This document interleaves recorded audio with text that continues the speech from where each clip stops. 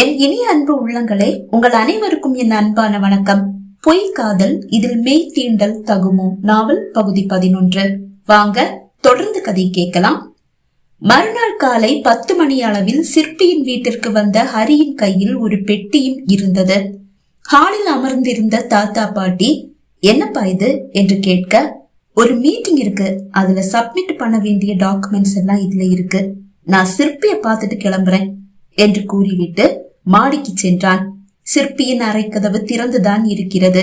சிற்பி வீல் சேரில் அமர்ந்திருக்கிறான். ஆனால் தூரிகையை காணவில்லை. ஹரியின் விழிகள் தூரிகையை தேடி குளியலறையை நோக்கி ஓடியது. அங்கும் அவள் இல்லை. அப்போது வேகமாக அறைக்குள் வந்த தூரிகை அறைக்குள் நிற்கும் ஹரியை கண்டு அப்படியே திகைத்து நின்றாள். அதை கண்ட ஹரி, என்ன தூரிகை, என்ன பார்த்து ஏன் பயப்படுற? இனி நீ என்ன பார்த்து பயப்பட போறதே இல்ல, இதோ பாரு, இது உனக்குதான் என்றவன் கையில் வைத்திருக்கும் பெட்டியை உயர்த்தி காட்டினான். என்ன இது? 3 கோடி. 3 கோடியா? ஆமா, நீ இவனுக்கு சேவை செய்ய 2 கோடி தான் கொடுத்தாங்க. எனக்கு சேவை செய்ய நான் உனக்கு 3 கோடி கொடுக்கறேன். அது மட்டும் இல்ல, ரொம்ப அழகான விலை உயர்ந்த ஒரு பட்டு சேலையும் ஒரு வைர நெக்லஸும் அதுல இருக்கு. நம்மளுடைய ஃபர்ஸ்ட் சங்கமத்துக்கு அந்த பட்டு சேலையை தான் நீ கட்டிக்கிற, அந்த வைர நெக்லஸ தான் நீ போட்டுக்கிற. பத்தலனா மேல கீழே கொடுக்க தயாரா இருக்க.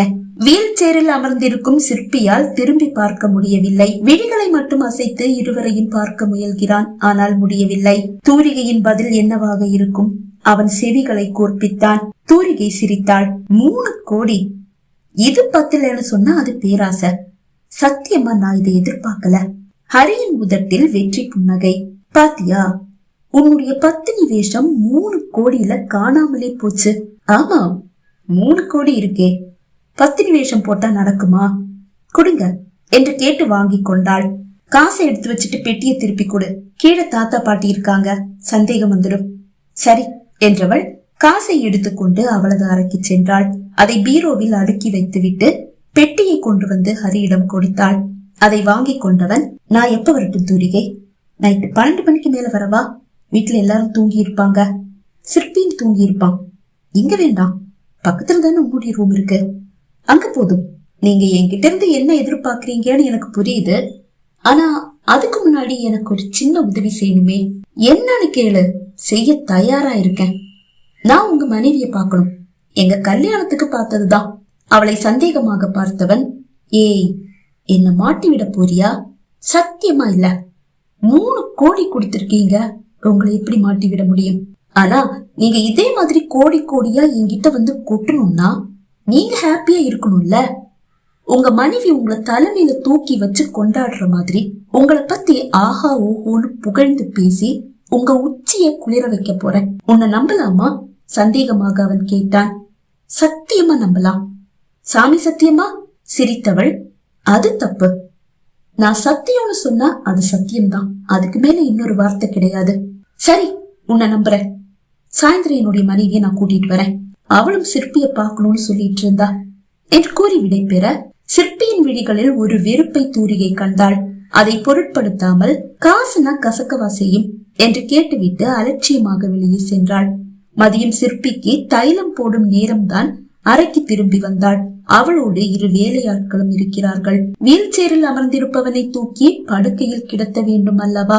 வந்தவர்கள் அவனை தூக்கி படுக்கையில் கிடத்தி விட்டு செல்ல தைலத்தை டீப்போய் மீது வைத்துவிட்டு அவனது சட்டை பட்டனை கழற்ற முயல சிரமப்பட்டு கையை உயர்த்தியவன் அவள் கையை தட்டி எறிந்தான். அவனது இந்த கோபத்தின் காரணம் அவளுக்கு தெரியும் அல்லவா? கோபம் அடங்கட்டும் என்று அவனை அப்படியே விட்டுவிட்டாள். மாலை ஹரியும் அவனது மனைவியும் சிற்பியை பார்க்க வந்தனர். தூரிகை தன்னை காட்டி கொடுத்து விடுவாளோ என்ற பயம் ஹரியின் மனதில் இருந்தாலும் அதை வெளிக்காட்டிக் கொள்ளாமல் நல்லவன் போல் அவன் மனைவி கல்பனாவின் அருகில் அமர்ந்திருந்தான். தூரிகையும் கல்பனா அருகில் வந்து அமர்ந்தாள். கல்பனா, ஹரி உங்க மேல உயிரையே வச்சிருக்காரு. இங்க வரும்போதெல்லாம் உங்களை பத்தி மட்டும்தான் பேசுவாரு. என் மனைவி மாதிரி ஒரு மனைவி யாருக்கும் கிடைக்க மாட்டாங்க, அப்படி இப்படின்னு உங்களை புகழ்ந்து பேசிட்டே இருப்பாரு. நீங்கதான் அவருக்கு உயிர் போல என்று கேட்க கல்பனாவின் கன்னம் சிவந்து விட்டது. ஹரியின் மனமோ குத்தாட்டம் போட்டது. ஒரு நிமிஷம் இருங்க என்றவள் எழுந்து சென்று அவளது அறையில் இருந்து ஒரு பெட்டியை எடுத்து வந்து கல்பனாவிடம் கொடுத்தாள். இது என்ன? புரியாமல் கல்பனா கேட்க, உங்களுக்கு ஒரு இன்ப அதிர்ச்சி கொடுக்கணும்னு உங்களுடைய கணவருக்கு ரொம்ப ஆசை.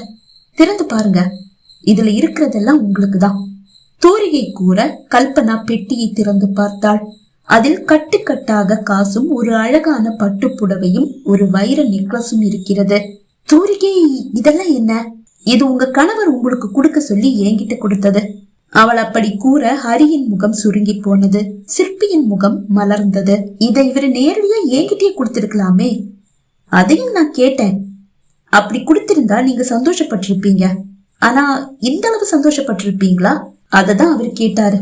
அதுவும் சரிதான். ஹரியை பார்த்த கல்பனா, நான் சிற்பி அண்ணாவை பார்க்கணும், என்ன கூட்டிட்டு போங்கன்னு சொல்லும் போதெல்லாம் வேலை இருக்கு அது இருக்குன்னு சொல்லி எஸ்கேப் ஆயிட்டே இருந்தீங்க. இன்னைக்கு எனக்கு வேலை இருக்குன்னு சொல்லியும் கேட்காம முதல்ல வா, வந்து சிற்பிய பார்த்துட்டு வந்து வேலையை பாருன்னு சொல்லி என்ன வற்புறுத்தி கூட்டிட்டு வந்தீங்க. இப்படி ஒரு கிஃப்ட கொடுக்கதான் என்னை இப்படி கூட்டிட்டு வந்தீங்களா என்று கேட்டாள். அவன் அசடு வழிய தலையசைத்தான். கல்பனா ஹரியை ஆசையாய் கட்டி கொண்டாள்.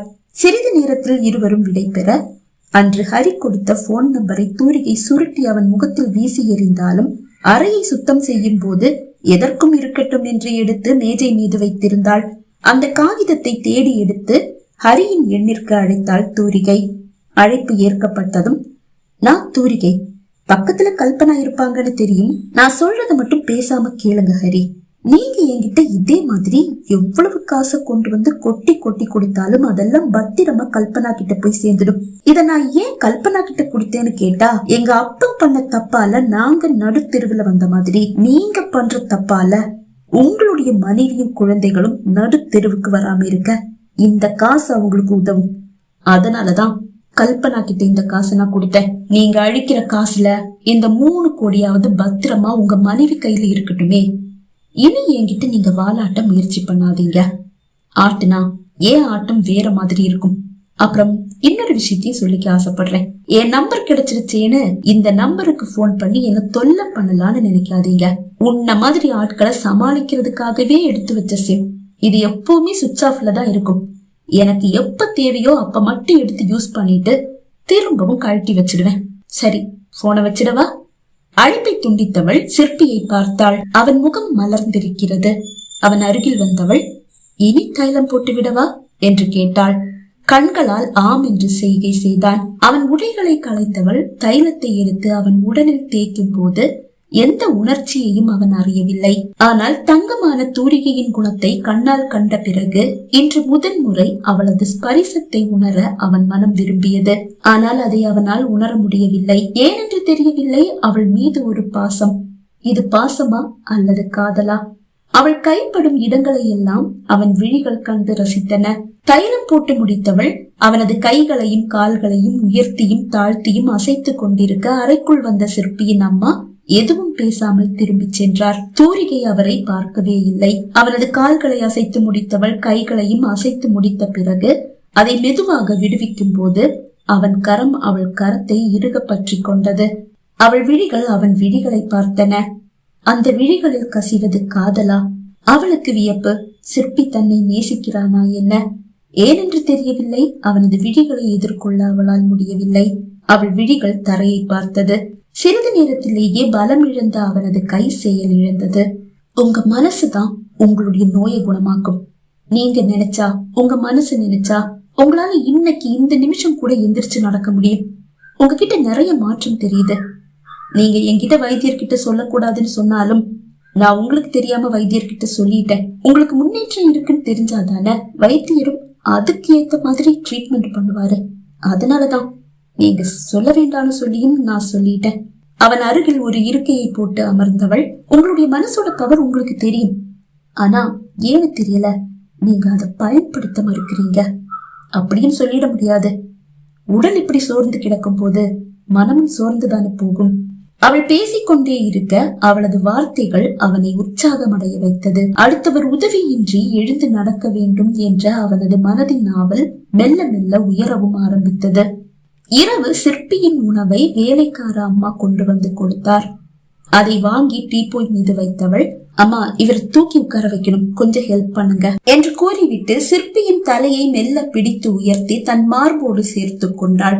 வேலைக்கார அம்மாவும் தலையணையை எடுத்து படுக்கையில் சாய்த்து வைக்க, நீங்க போங்கம்மா, நான் பாத்துக்கிறேன் என்றாள். அந்த அம்மா வெளியே சென்று விட்டார். மெதுவாக சிற்பியை அந்த தலையணையில் சாய்த்து அமர்த்த முயன்றாள். தூரிகை தனியாக தன்னை உயர்த்த முயல்வதை கண்டவன் மெதுவாக அசைந்து அவளுக்கு உதவ முயன்றான். அவனால் இப்போது லேசாக அசைய முடிந்தது.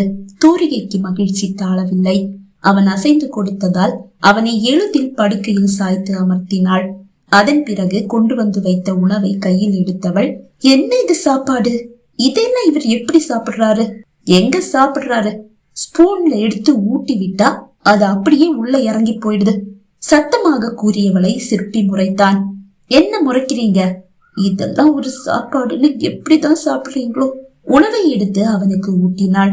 ஊட்டி முடிந்ததும், நானும் சாப்பிட்டுட்டு வந்து தைலத்தை போட்டு விடுறேன் என்று கூறியவள் அவனை மெதுவாக படுக்கையில் சாய்த்து படுக்க வைத்து விட்டு போர்வையை எடுத்து போர்த்தி விட்டு அவளுக்கான உணவை எடுக்க சென்றாள். சிறிது நேரத்திலேயே உணவு தட்டோடு வந்தவள் அவன் முன்னால் அமர்ந்தாள். இங்க பாருங்க, இது சிக்கன் ஃப்ரை, இது நண்டு வறுவல், இது மீன் குழம்பு என்று ஒவ்வொன்றையாக எடுத்து காண்பித்து அவனுக்கு எச்சி ஊறவிட்டு சாப்பிட ஆரம்பித்தாள். உணவை முடித்தவள், அப்பாடா வயிறு நிறைஞ்சிருச்சு, சாப்பாடுனா இப்படி இருக்கணும், சாப்பிட்டா இப்படி சாப்பிடணும், அது என்ன சாப்பாடோ என்னவோ, மிக்சியில அரைச்சு அப்படி களி மாதிரி, எனக்கு வாந்தியே வருது. அவள் பேசும்போது எல்லாம் அவளை ஓங்கி அறைய வேண்டும் போல்தான் அவனுக்கு இருக்கிறது. ஆனால் நினைத்த நேரம் எல்லாம் கையை உயர்த்த முடிகிறதா என்ன? உயர்த்தினாலும் அவன் நினைத்த அளவு அதை உயர்த்த முடிவதும் இல்லை. என்ன செய்வான்? இருக்க, தட்டை கொண்டு போய் வச்சுட்டு சீக்கிரமா வந்துடுறேன், தைலம் போட்டு விடணும்ல என்று கூறியவள் அறையில் இருந்து வெளியே சென்றாள். அவள் பொதுவாக அவளது உணவை அறைக்கு எடுத்து வருவதில்லை. இன்று வேண்டும் என்றே, அவனை கடுப்பேற்ற வேண்டும் என்றே இப்படி உணவை எடுத்து வந்து அவன் முன் அமர்ந்து சாப்பிட்டு செல்கிறாள் என்று அவனுக்கு புரிந்தது. பகுதி 11 நிறைவடைந்தது. பகுதி 12 உங்களை சந்திக்கும் வரை விடை பெறுகிறேன். நன்றி, வணக்கம்.